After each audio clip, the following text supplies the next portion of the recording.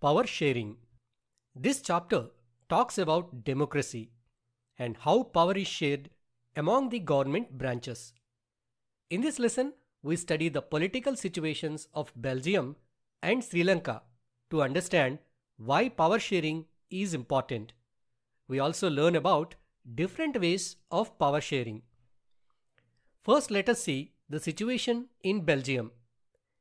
Belgium is a small country in Europe. It is smaller than the state of Haryana in India.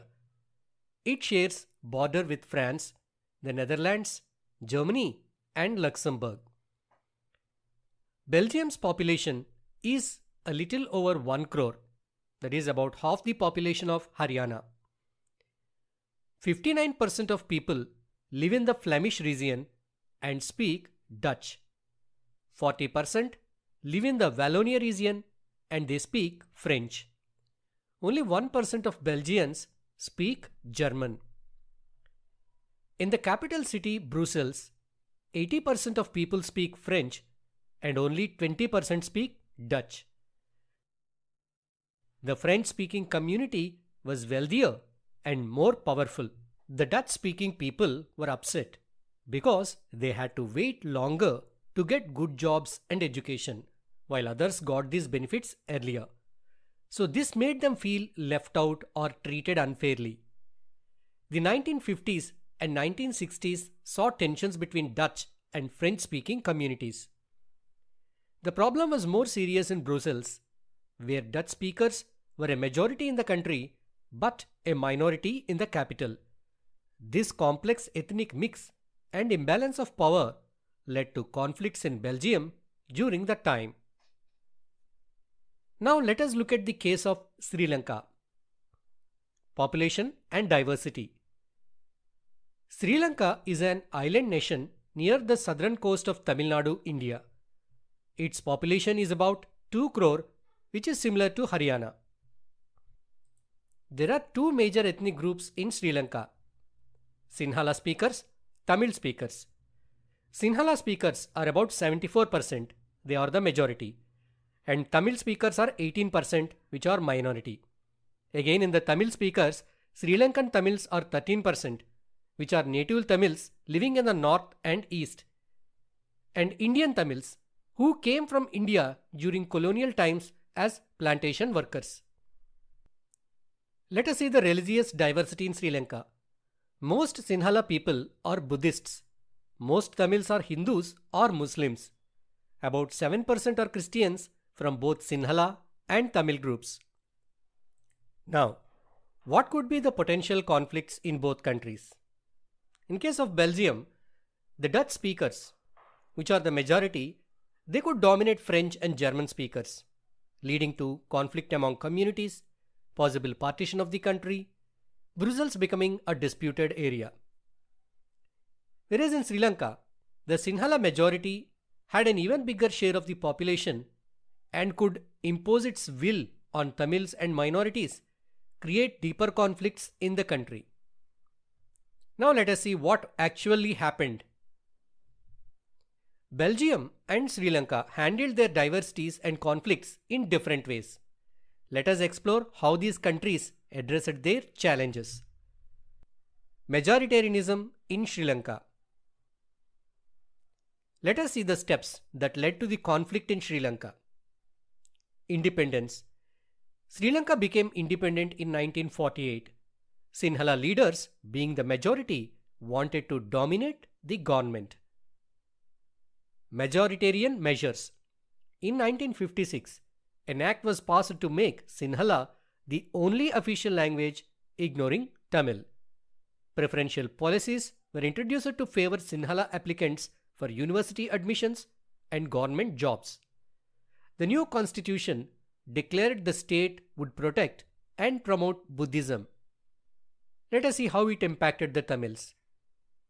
The Sri Lankan Tamils felt alienated because these policies disregard their language and culture, denied them from equal political rights and fair opportunities in education and jobs, and ignored their interests completely.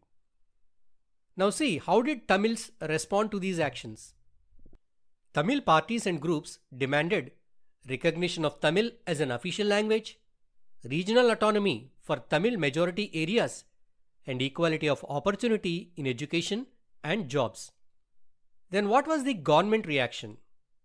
These demands were repeatedly denied, leading to frustration among Tamils. By the 1980s, Tamil political organizations began demanding an independent Tamil Eelam, means a separate state in the north and east of Sri Lanka. What caused civil war in Sri Lanka and what were its effects? Distrust between the Sinhala and Tamil communities turned into a civil war. Thousands of people from both sides were killed. Many families became refugees leaving the country. Many lost their livelihoods, causing severe suffering. This civil war caused a setback to Sri Lanka's social and cultural life. It also hampered Sri Lanka's economic development. When was the civil war ended in Sri Lanka? The civil war was finally ended in 2009, but the damages were long-lasting. Now let us see what happened in Belgium. Accommodation in Belgium. Let us see the steps taken by Belgium.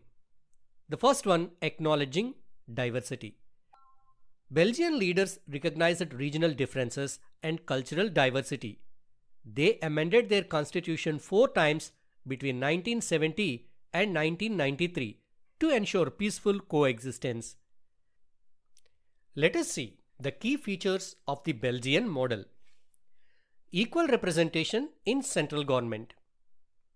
Dutch and French-speaking ministers must be equal in number. Special laws require approval from a majority in both language groups, so no single community can dominate. State governments with power.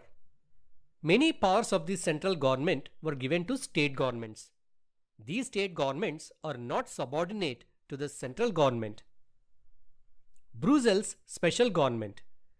Brussels, the capital, has a separate government with equal representation for both communities.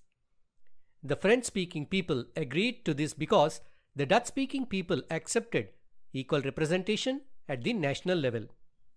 Community government. A third level of government represents language communities, Dutch, French and German. The government manages cultural, educational and language issues. Is Belgian model successful? Yes. Even though the model is complex, it prevented conflicts and kept the country united. Brussels became the headquarters of the European Union, symbolizing Belgium's success in unity. What do we understand by the comparison of Belgium and Sri Lanka? Belgium shows that respecting diversity and sharing power is key to unity. By making mutually acceptable arrangements, Belgium avoided conflict and division. Sri Lanka highlights the dangers of majority dominance. Refusing to share power undermined unity, leading to civil war and suffering. By this, we conclude that democracy works best when all communities feel respected and included. Power sharing strengthens unity, while domination by one group creates division. Why power sharing is desirable? 2 reasons for power sharing. 1. Prudential reasons and 2. Moral reasons. Prudential reasons means practical benefits. Power sharing reduces conflict between social groups. Social conflicts often lead to violence and political instability. Sharing power ensures a more stable political system. Tyranny of the majority means when the majority forces its will on minorities is harmful not just for minorities but also for the majority. Moral reasons, which are also called democratic principles. Power sharing reflects the spirit of democracy. Democracy means sharing power with those who are affected by its decisions. People have a right to be consulted about how they are governed. A legitimate government is one where citizens participate and feel they have a stake in the system. Forms of power sharing. Horizontal distribution of power. Power is shared among different organs of government, that is legislature, executive, judiciary. Each organ checks the power of the others, creating a system of checks and balances.